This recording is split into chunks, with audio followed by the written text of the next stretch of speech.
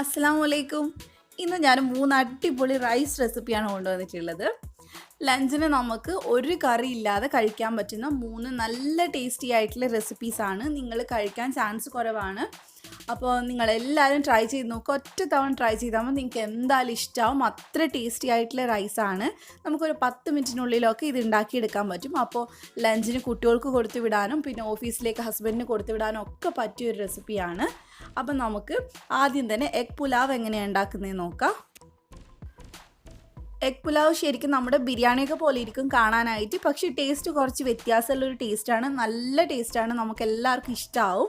എനിക്ക് ഭയങ്കര ഇഷ്ടമാണ് ഇത് കഴിക്കാനായിട്ട്. ഒരുപാട് സമയമൊന്നും വേണ്ട, കാരണം നമുക്ക് ബിരിയാണി ഉണ്ടാക്കാൻ കുറച്ച് സമയം വേണം. അപ്പോൾ അത്ര സമയമൊന്നും വേണ്ട. അപ്പോൾ ഇതൊക്കെയാണ് ഇതിൻ്റെ ഇൻഗ്രീഡിയൻസ്. അപ്പോൾ അതിന് മുമ്പായിട്ട് നിങ്ങൾ ദിയാൻസ് കണ്ണൂർ കിച്ചൻ സബ്സ്ക്രൈബ് ചെയ്തിട്ടില്ലെങ്കിൽ ഒന്ന് സബ്സ്ക്രൈബ് ചെയ്യുക. അപ്പോൾ തൊട്ടടുത്തൊരു കുഞ്ഞു ബെല്ലിൻ്റെ പടം വരും, അതൊന്ന് ക്ലിക്ക് ചെയ്യുക. എന്നിട്ട് അതിൽ വരുന്ന ഓപ്ഷനിൽ ഓൾ എന്നുള്ള ഓപ്ഷൻ ക്ലിക്ക് ചെയ്യുക. എന്നാൽ മാത്രമേ ഞാൻ വീഡിയോസ് ഇടുമ്പോൾ നിങ്ങൾക്ക് നോട്ടിഫിക്കേഷൻ വരുള്ളൂ. അപ്പോൾ നമുക്ക് വീഡിയോയിലോട്ട് പോവാം. ഞാനിപ്പോൾ ഒരു അടികട്ടിയുള്ള പാത്രത്തിൽ 2 ടേബിൾ സ്പൂൺ നെയ്യ് ഒഴിച്ചിട്ടുണ്ട്. ഇതിന് നെയ്യ് തന്നെ ഒഴിക്കുക, എന്നാലേ ടേസ്റ്റ് ഉണ്ടാവുള്ളൂ. അതിനകത്തോട്ട് 1 ടീസ്പൂൺ നല്ല ജീരകം ചേർത്ത് കൊടുത്തിട്ടുണ്ട്. അതിൻ്റെ കൂടെ തന്നെ 4 ഏലക്ക ചേർത്തിട്ടുണ്ട്. പിന്നെ ഒരു കുഞ്ഞു ബേ ലീഫ് ചേർത്ത് കൊടുക്കുക. കൂടെ തന്നെ 4 ഗ്രാമ്പും കൂടെ ചേർത്തിട്ട് ഇതൊന്ന് ഫ്രൈ ചെയ്തെടുക്കുക. നന്നായിട്ട് ഇതൊന്ന് ഫ്രൈ ആക്കി എടുക്കണം. ആ ജീരകമൊക്കെ ഒന്ന് പൊട്ടി വരുന്നവരെ നല്ലപോലെ ഫ്രൈ ആക്കി എടുക്കുക. അതിനുശേഷം നമുക്ക് ഇതിനകത്തോട്ട് ഒരു സവാള കട്ട് ചെയ്ത് ചേർത്ത് കൊടുക്കുക. പിന്നെ ഒരു 3 പച്ചമുളക് ചേർത്തിട്ടുണ്ട്. എരിവൊക്കെ നിങ്ങളുടെ ഇഷ്ടത്തിന് അങ്ങോട്ടും ഇങ്ങോട്ടും മാറ്റം വരുത്താം. നന്നായിട്ട് ഇതൊന്ന് വഴറ്റിയെടുക്കുക. നമ്മൾ സാധാരണ ബിരിയാണിക്കൊക്കെ ചെയ്യണ പോലെ തന്നെ കുറച്ച് ഉപ്പിട്ടിട്ട് നല്ലപോലെ നമുക്കൊന്ന് വഴറ്റിയെടുക്കുക. ഉള്ളി കട്ട് ചെയ്യുന്ന സമയത്ത് കുറച്ച് തിന്നായിട്ട് കട്ട് ചെയ്യുകയാണെങ്കിൽ നമുക്ക് പെട്ടെന്ന് വഴറ്റിയെടുക്കാൻ പറ്റും. ഇനി ഇതിനകത്തോട്ട് കുറച്ച് കറിവേപ്പില ഇട്ട് കൊടുക്കുക.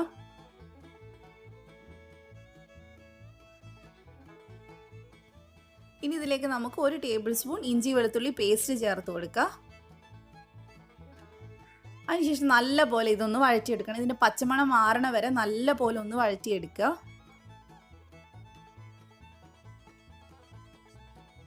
അതിനുശേഷം നമുക്ക് ഇതിനകത്തോട്ട് പൊടികൾ ചേർത്ത് കൊടുക്കുക. ഞാനിവിടെ 1/2 ടീസ്പൂൺ കാശ്മീരി മുളക് പൊടി ചേർത്തിട്ടുണ്ട്. പിന്നെ ഒരു 1/2 ടീസ്പൂൺ ജീരകം പൊടിച്ചത് ചേർത്തിട്ടുണ്ട്. 1/2 ടീസ്പൂൺ ഗരം മസാല, പിന്നെ ഒരു 1/4 ടീസ്പൂൺ മഞ്ഞൾപ്പൊടി ചേർത്തിട്ടുണ്ട്. ഇത് നന്നായിട്ട് നമുക്കിനി ഒന്ന് വഴറ്റിയെടുക്കാം. നല്ല ജീരകം പൊടിച്ചതാണ് ഞാൻ ചേർത്തിട്ടുള്ളത്. നന്നായിട്ട് അതിൻ്റെ പച്ചമണമൊക്കെ മാറണ വരെ ഒന്ന് വഴറ്റിയെടുക്കുക. അതിനുശേഷം നമുക്ക് ഇതിനകത്തോട്ട് 3 മുട്ട ചേർത്ത് കൊടുക്കുക. മുട്ട നിങ്ങളുടെ ഇഷ്ടത്തിനനുസരിച്ച് 2ഓ 4ഓ എത്ര വേണേലും എടുക്കുക. നന്നായിട്ട് ഇത് നമുക്ക് ഈ മസാലയിൽ ഒന്ന് കോട്ട് ചെയ്തെടുക്കണം. ഇനി നമുക്ക് ഇതിനകത്തോട്ട് ചോറ് ചേർത്ത് കൊടുക്കാം. ഞാനിവിടെ 2 കപ്പ് ചോറാണ് ചേർത്ത് കൊടുക്കുന്നത്. അപ്പോൾ മസാലയുടെ ക്വാണ്ടിറ്റി അനുസരിച്ച് കുറച്ചായിട്ട് ചേർത്ത് കൊടുക്കുക. നല്ല പോലെ നമുക്കിതൊന്ന് മിക്സ് ചെയ്തെടുക്കാം. ഇപ്പം നന്നായിട്ട് മിക്സ് ആയിട്ടുണ്ട്. ഇനി ഒന്ന് മസാലയൊക്കെ പിടിക്കാൻ വേണ്ടി നമുക്കിതൊന്ന് അടച്ചിട്ട് ഒരു 2 മിനിറ്റ് ഒന്ന് വെക്കാം. ഇപ്പോൾ 2 മിനിറ്റ് ആയിട്ടുണ്ട്. മസാലയൊക്കെ നല്ല പോലെ പിടിച്ചിട്ടുണ്ട്. ഞാനിത് ബസ്മതി റൈസിലാണ് ചെയ്തിട്ടുള്ളത്. ഒരു നിർബന്ധമില്ല ബസ്മതിയിൽ ചെയ്യണം എന്നുള്ളത്. ഞാൻ ഫോട്ടോ എടുക്കാനുള്ളത് കൊണ്ട് കാണാനൊരു ഭംഗിക്ക് വേണ്ടി ചെയ്തെന്നേ ഉള്ളൂ. നമ്മൾ സാധാ ചോറിൽ ചെയ്താലും നല്ല ടേസ്റ്റാണ്. അതുപോലെ തന്നെ പൊന്നി റൈസ് ആണെങ്കിൽ കുറച്ചും കൂടി നന്നായിരിക്കും, കാരണം ഒത്തിരി വലുപ്പമില്ലാത്ത ചോറാണ് ഇതിന് നല്ലത്. പിന്നെ ഇതിനകത്തോട്ട് ഞാൻ കുറച്ച് മല്ലിയിലയും അതുപോലെ തന്നെ പുതിനയിലയും ഇട്ടിട്ടുണ്ട്. അതും കൂടി ഇട്ടിട്ട് നല്ലപോലെ ഒന്ന് മിക്സ് ചെയ്തെടുത്താൽ നമ്മുടെ റൈസ് റെഡിയായി. ഇതിൻ്റെ കൂടെ വേണമെങ്കിൽ നമുക്ക് സാലഡോ അങ്ങനെ എന്തെങ്കിലും ഉണ്ടാക്കാം. നിർബന്ധമൊന്നുമില്ല വേണമെന്നുള്ളത്.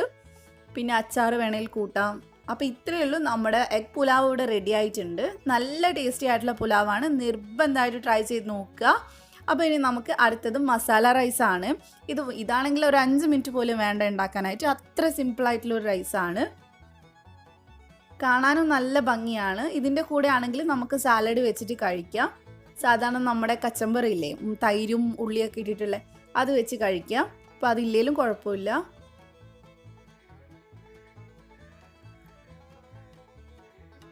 കുട്ടികൾക്കൊക്കെ ഇടയ്ക്ക് ഇതുപോലെ വെറൈറ്റി എന്തെങ്കിലും കൊടുത്തുവിട്ട് അവർക്ക് കഴിക്കാൻ ഇഷ്ടമുണ്ടാവും. അപ്പോൾ അവർക്കാണ് ചെയ്യുന്നതെങ്കിൽ പൊടികളുടെ അളവ് കുറച്ച് കുറച്ചാൽ മതി. അപ്പോൾ ഇതൊക്കെയാണ് ഇതിൻ്റെ ഇൻഗ്രീഡിയൻസ്.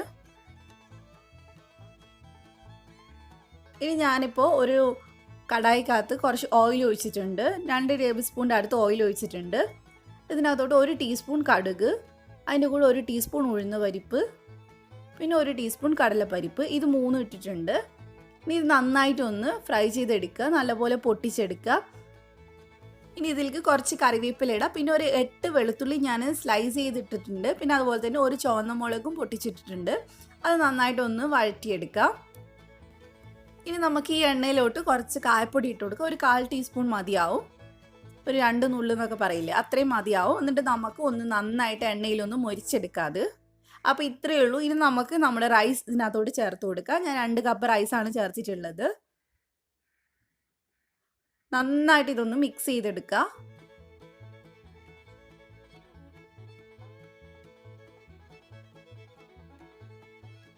ഇതിപ്പോൾ ഇവിടെ നന്നായിട്ട് മിക്സ് ആയിട്ടുണ്ട്. ഇനി നമുക്ക് ഇതിനകത്തോട്ട് ആവശ്യത്തിന് ഉപ്പ് ചേർത്ത് കൊടുക്കാം. ഇനി ഇതിൽ 1/4 ടീസ്പൂൺ മഞ്ഞൾപ്പൊടി ചേർത്ത് കൊടുക്കുന്നുണ്ട്. പിന്നെ 1 ടീസ്പൂൺ മുളക് പൊടി ചേർത്ത് കൊടുത്തിട്ടുണ്ട്. എരിവ് നിങ്ങൾക്ക് വേണേൽ അഡ്ജസ്റ്റ് ചെയ്യാം. അതുപോലെ തന്നെ 3/4 ടീസ്പൂൺ സാമ്പാർ പൗഡറും ചേർത്ത് കൊടുത്തിട്ടുണ്ട്. അപ്പോൾ സാമ്പാർ പൗഡറാണ് ഇതിൽ നല്ലൊരു ഫ്ലേവർ കൊടുക്കുന്നത്. അപ്പോൾ ഇത് 3ഉം കൂടി ചേർത്ത് നമുക്ക് നന്നായിട്ട് മിക്സ് ചെയ്തെടുക്കാം. ഇനി നമുക്കിതൊന്ന് അടച്ചു വെച്ച് ഒരു 2 മിനിറ്റ് ഒന്ന് മസാലയൊക്കെ പിടിക്കാൻ വേണ്ടി വെക്കണം. എന്നാലേ ആ പച്ചക്കുത്തൊക്കെ മാറി കിട്ടുള്ളൂ. ഇപ്പോൾ 2 മിനിറ്റ് ആയിട്ടുണ്ട്. ഇനി നമുക്ക് ഇതിനകത്തോട്ട് മല്ലിയില ഒന്ന് കട്ട് ചെയ്തിട്ട് കൊടുക്കാം. മല്ലിയില കുറച്ച് കൂടുതൽ ഇടുവാണെങ്കിൽ കുറച്ചും കൂടെ നല്ലതാണ്. അപ്പോൾ നിങ്ങളുടെ ഇഷ്ടത്തിനനുസരിച്ച് ചേർത്ത് കൊടുക്കുക. ഇനി നമുക്കിത് നന്നായിട്ടൊന്ന് മിക്സ് ചെയ്തെടുക്കാം.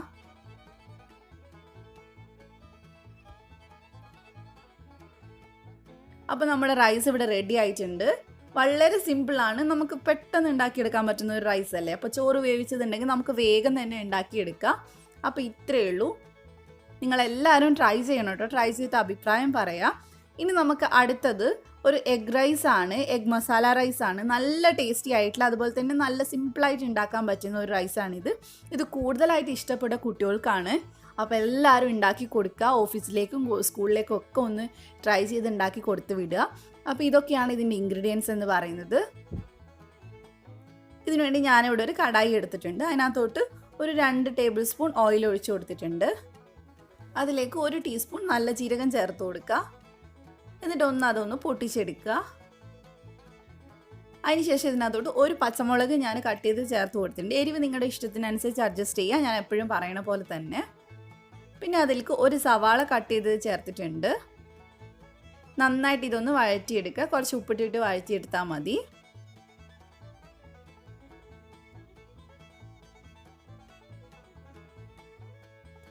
ഇനി നമുക്ക് ഇതിനകത്തോട്ട് നല്ല പഴുത്ത 2 തക്കാളി ചേർത്ത് കൊടുക്കും. ഒരുപാട് വലിയ തക്കാളിയല്ല, മീഡിയം സൈസുള്ള തക്കാളിയാണ്. കുറച്ച് കറിവേപ്പില ഇട്ട് കൊടുത്തിട്ടുണ്ട്. പിന്നെ 1 ടീസ്പൂൺ ഗരം മസാല ചേർത്ത് കൊടുത്തിട്ടുണ്ട്. ഒരു 1/4 ടീസ്പൂൺ മഞ്ഞൾപ്പൊടി, പിന്നെ 1 ടീസ്പൂൺ ഇഞ്ചി വെളുത്തുള്ളി പേസ്റ്റ്. ഇത് നന്നായിട്ട് നമുക്കിനി വഴറ്റി തക്കാളിയൊക്കെ നല്ല പോലെ ഉടച്ചെടുക്കണം. ഇതിപ്പോൾ ഞാൻ നല്ല പോലെ വഴറ്റിയെടുത്തിട്ടുണ്ട്. ഇനി നമുക്കിതിനകത്തോട്ട് മുട്ട ചേർത്ത് കൊടുക്കണം. ഞാനിവിടെ 4 കോഴിമുട്ട എടുത്തിട്ടുണ്ട്. അത് നിങ്ങൾക്ക് 3ഓ 5ഓ എത്ര വേണേലും എടുക്കാം. നന്നായിട്ട് നമുക്ക് ഇതൊരു 2-3 മിനിറ്റ് ഒന്ന് ഫ്രൈ ചെയ്തെടുക്കാം. എന്നിട്ട് നല്ല പോലെ ഇതൊന്ന് ചിക്കി എടുക്കണം. നമുക്ക് അടച്ചു വെച്ച് വേവിക്കുകയാണെങ്കിൽ പെട്ടെന്ന് തന്നെ നമുക്ക് ഫ്രൈ ആക്കി എടുക്കാൻ പറ്റും. അപ്പം നല്ല പോലെ ഇതൊന്ന് മിക്സ് ചെയ്ത് കൊടുക്കുക. ഇരുമ്പിൻ്റെ ചട്ടിയൊക്കെ ആണെങ്കിൽ പെട്ടെന്ന് തന്നെ ഇത് ഫ്രൈ ആയിട്ട് കിട്ടും കേട്ടോ. നോൺ സ്റ്റിക്ക് ആയതുകൊണ്ട് കുറച്ച് സമയം എടുക്കും. ഇനി ഇതിനകത്തോട്ട് നമുക്ക് ആവശ്യത്തിന് ഉപ്പും കൂടി ഇട്ടിട്ട് ഒന്ന് മിക്സ് ചെയ്തെടുക്കാം. അപ്പോൾ ഇപ്പം നമ്മുടെ മുട്ട ഇവിടെ നന്നായിട്ട് ചിക്കി എടുത്തിട്ട് നല്ല പോലെ ഡ്രൈ ആക്കാൻ നോക്കണം. ഇനി നമുക്ക് ഇതിനകത്തോട്ട് 2 കപ്പ് ചോറ് ചേർത്ത് കൊടുക്കാം. ഞാനിവിടെ എല്ലാത്തിനും ബസ്മതിയാണ് എടുത്തിട്ടുള്ളത്. അപ്പോൾ നിങ്ങളുടെ കയ്യിൽ ഏതാണ് ചോറില്ലെന്ന് വെച്ചാൽ നമ്മൾ സാധാരണ വെക്കുന്ന ചോറ് എടുത്താൽ മതി. കുറച്ച് മല്ലിയില ചേർത്ത് കൊടുക്കുക. പിന്നെ 1 ടീസ്പൂൺ കുരുമുളക് പൊടി ചേർത്ത് കൊടുത്തിട്ടുണ്ട്. നന്നായിട്ട് ഇതൊന്ന് മിക്സ് ചെയ്തെടുക്കുക. ബസ്മതിയാണ് ശരിക്കും കാണാനും അതുപോലെ തന്നെ കഴിക്കാൻ കുറച്ചും കൂടി ടേസ്റ്റ് ഉണ്ടാവുക. അപ്പോൾ കയ്യിൽ ബസ്മതി ഉള്ളവർ മാത്രം അത് എടുക്കുക. അല്ലാത്തവർ പൊന്നി റൈസോ അല്ലെങ്കിൽ സാധാരണ ചോറ് വയ്ക്കുന്ന റൈസോ ഏതായാലും കുഴപ്പമില്ല. അതൊക്കെ എടുത്ത് നോക്കുക. ഇനി ഇതിനകത്തോട്ട് ഞാൻ 1/2 ടീസ്പൂൺ മുളക് പൊടി ചേർക്കുന്നുണ്ട്. കാശ്മീരി മുളക് പൊടിയാണ്.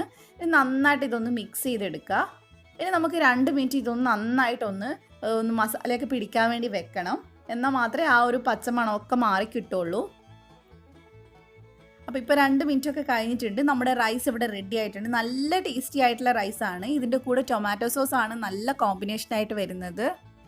അപ്പോൾ ഇത് ടൊമാറ്റോ സോസിൻ്റെ കൂടെ കഴിച്ച് നോക്കുക. കുട്ടികൾക്കാണെങ്കിൽ ഇത് ഒത്തിരി ഇഷ്ടമാവും. കാരണം ടൊമാറ്റോ സോസിൻ്റെ ആ സ്വീറ്റും എല്ലാം കൂടെ വന്നിട്ട് നല്ലോണം ഇഷ്ടമാവും.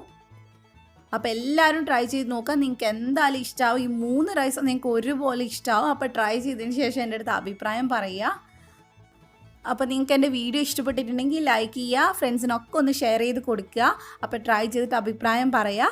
അപ്പോൾ നമുക്ക് മറ്റൊരു റെസിപ്പി ആയിട്ട് വീണ്ടും കാണാം ഇൻഷാ അല്ലാ. Thank you for watching.